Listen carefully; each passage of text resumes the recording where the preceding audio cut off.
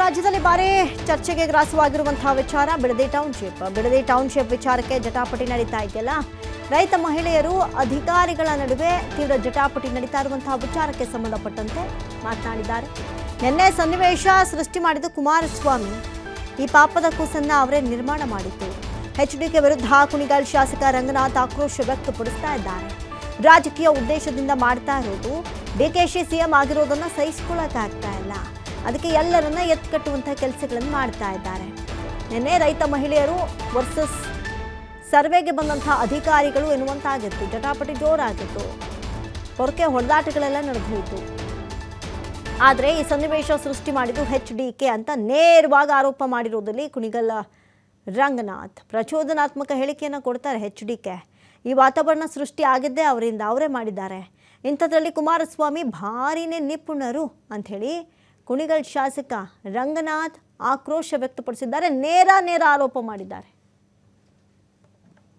DK Shivakumar ಸಾಹೇಬರು ಮುಖ್ಯಮಂತ್ರಿ ಆಗಿದ್ದಾರೆ ಅನ್ನೋದನ್ನು ಸಹಿಸ್ಕೊಳ್ಳದಲೆ ಪ್ರತಿ ಹಂತದಲ್ಲೂ ಅಡಚಣೆ ಮಾಡಬೇಕು ಅಂತ ಈ ಒಂದು ಸನ್ನಿವೇಶ ಸೃಷ್ಟಿ ಮಾಡಿರೋಂಥದ್ದು ನಿಮಗೆಲ್ಲ ಗೊತ್ತಿದ್ದಂತೆ JDS ಪಕ್ಷದ ನಾಯಕರಾದಂಥ ಕುಮಾರಸ್ವಾಮಿಯವರು ಅವರೇ ಮಾಡಿದಂಥ ಪಾಪದ ಕೂಸನ್ನು ವಿರೋಧ ಪಕ್ಷದ ಹೊಣೆನ ಹೊತ್ತು ಅವರು ವಿರೋಧದ ನಿರ್ವಹಣಾ ವ್ಯವಸ್ಥೆಯನ್ನು ಮಾಡೋದು ಬಿಟ್ಟು ಇವತ್ತು ರಾಜಕೀಯದ ಉದ್ದೇಶದಲ್ಲಿ ಡಿಕೆ ಶಿವಕುಮಾರ್ ಸಾಹೇಬರು ಮುಖ್ಯಮಂತ್ರಿ ಆಗಿದ್ದಾರೆ ಅನ್ನೋದನ್ನು ಸಹಿಸ್ಕೊಳ್ಳದಲೆ ಪ್ರತಿ ಹಂತದಲ್ಲೂ ಅಡಚಣೆ ಮಾಡಬೇಕು ಅಂತ ಪ್ರಚೋದನಾ ಹೇಳಿಕೆಗಳನ್ನು ಕೊಟ್ಕೊಂಡು ಈ ಒಂದು ಸನ್ನಿವೇಶಗಳನ್ನು ಸೃಷ್ಟಿ ಮಾಡೋಂಥದ್ದು ನಿಪುಣರು ಅನ್ನೋದನ್ನು ತೋರಿಸ್ಕೊಡ್ತಾ ಇದ್ದಾರೆ.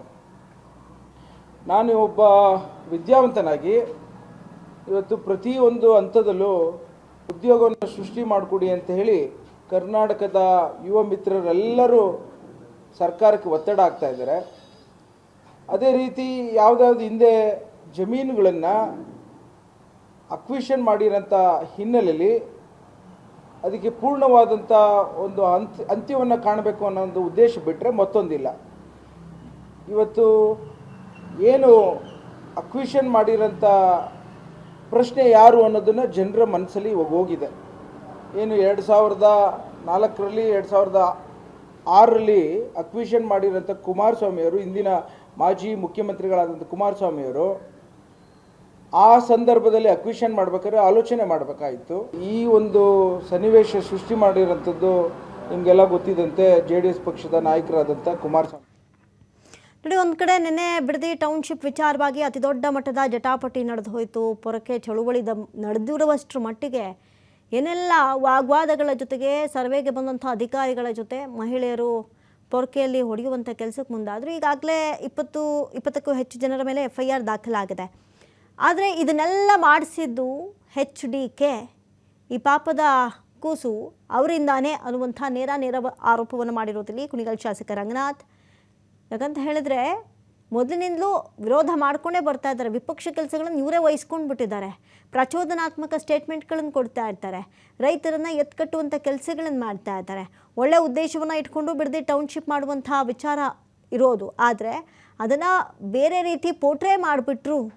ರೈತ ಮಹಿಳೆಯರು ಅಧಿಕಾರಿಗಳ ನಡುವೆ ಜಟಾಪಟಿ ನಡೆಯೋದಕ್ಕೆ ಕಾರಣನೇ HD ಕುಮಾರಸ್ವಾಮಿ ಅಂತ ಹೇಳಿ ನೇರ ಆರೋಪವನ್ನು ಮಾಡಿದ್ದಾರೆ. ಜೊತೆಗೆ ಅವರಿಗೆ ಸಿಗಬೇಕಾದಂತಹ ಸಚಿವ ಸ್ಥಾನದ ವಿಚಾರ ಕುರಿತಂತೆ ನನಗಿಂತ ಹೊಸಬರಿಗೆ ಅವಕಾಶ ಕೊಡಿ ಅನ್ನುವಂಥ ಸಂದೇಶವನ್ನು ಕೂಡ ಕೊಟ್ಟರು.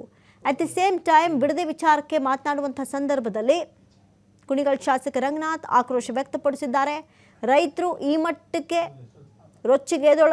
ರೊಚ್ಚಿಗೇಳೋಕೆ ಜೊತೆಗೆ ಈ ಪೊರಕೆ ಎಲ್ಲ ಇಟ್ಕೊಂಡು ಹೊಡೆಯೋದಕ್ಕೆ ಮುಂದಾಗಿರೋದಕ್ಕೆ ಕಾರಣ HD ಕುಮಾರಸ್ವಾಮಿಯೇ ಅಂತ ಆರೋಪವನ್ನು ಮಾಡಿದ್ದಾರೆ ಕುಣಿಗಲ್ ಶಾಸಕ ರಂಗನಾಥ್.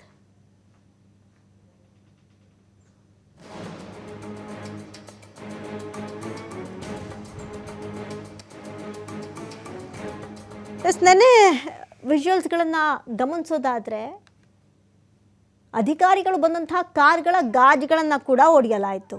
ಅದಾದ ಮೇಲೆ ಏನೆಲ್ಲ ಜಟಾಪಟಿಗಳಾಯಿತು ನೀವೇ ನೋಡಿದ್ರಿ. ಈ ವಿಚಾರಕ್ಕೆ ಸಂಬಂಧಪಟ್ಟಂತೆ ಒಬ್ಬೊಬ್ಬರು ಅವರದ್ದೇ ಆದಂಥ ಅಭಿಪ್ರಾಯವನ್ನು ಕೊಡ್ತಾ ಇದ್ದಾರೆ. ಸದ್ಯಕ್ಕೆ ಕುಣಿಗಲ್ ಶಾಸಕ ರಂಗನಾಥ್ HDK ಮೇಲೆ ನೇರ ಆರೋಪವನ್ನು ಮಾಡಿದ್ದಾರೆ.